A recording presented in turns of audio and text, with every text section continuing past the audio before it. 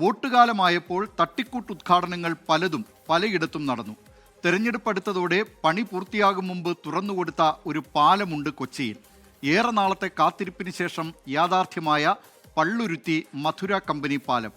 ഈ വഴിയുള്ള യാത്ര ഇപ്പോൾ ദുസ്സഹമാണ്. അപകടങ്ങളും പതിവ് എന്നാണ് നാട്ടുകാർ പറയുന്നത്. വർഷങ്ങളുടെ കാത്തിരിപ്പിനൊടുവിൽ അങ്ങനെ പള്ളുരുത്തിക്കാരുടെ സ്വപ്നമായ ഒരു പാലം യാഥാർത്ഥ്യമായി. ഇനി പാലം വഴിയുള്ള യാത്ര ആശ്വാസമാണോ എന്ന് ചോദിച്ചാൽ ബാക്കി ദൃശ്യങ്ങൾ കാട്ടിത്തരും.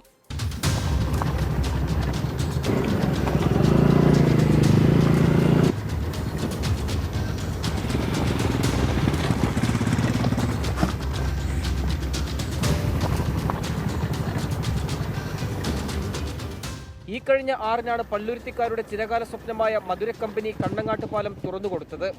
ഇരുവശങ്ങളിലും മനോഹരമായ നടപ്പാതകൾ തീർത്താണ് പണി പൂർത്തിയാക്കിയത്. പാലം പണിയുന്നതിനായി മുൻ MLA ജോർജ് ഫെർണാണ്ടസ് 2,78,00,000 രൂപയും രാജ്യസഭാ MP A റഹീം 1,41,00,000 രൂപയും മുടക്കി. ബാക്കി തുക കൊച്ചിൻ കോർപ്പറേഷനാണ് മുടക്കിയത്. കടലാസിൽ ഒതുങ്ങിപ്പോയ പദ്ധതി നടപ്പാക്കുമെന്ന ഉറപ്പ് മേയർ നൽകിയിരുന്നു.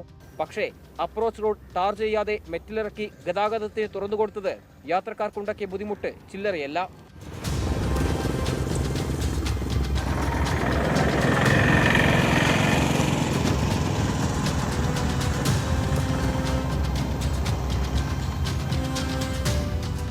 ശ്രദ്ധയോടെ ഓടിച്ചില്ലെങ്കിൽ ഇരുചക്രവാഹനങ്ങൾ തെന്നിമറിയും.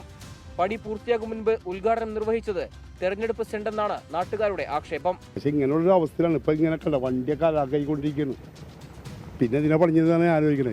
ഇതിൻ്റെ അതാണ് കട്ടറില്ലല്ല, വണ്ടിയുടെ ഏറെ കലാക്കാൻ കൊണ്ട് മാത്രമേ ഉള്ളൂ.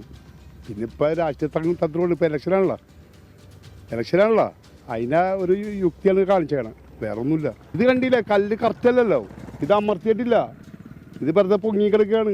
ഭയങ്കര ഗംഭീരമാണ്. ആകെ ബുദ്ധിമുട്ടുണ്ടാക്കുന്ന പാലമാണ്. വെറുതെ ആളടങ്ങിറക്കാൻ വേണ്ടി പണിതാണ്. ഒരു പ്രയോജനമില്ല. ടൂ വീലർക്ക് വീണോണ്ടിരിക്കുന്നതാണ് ഇവിടെ. വണ്ടിക്ക് ഭയങ്കര കംപ്ലൈൻ്റ് ആണ്. കാരണം ഇങ്ങോട്ട് പിടിക്കുമ്പോൾ ഷോൾ വേദനയാണ്. ഇപ്പോൾ അങ്ങോട്ട് പിടിക്കുമ്പോൾ അങ്ങോട്ട് പോണേ വണ്ടി.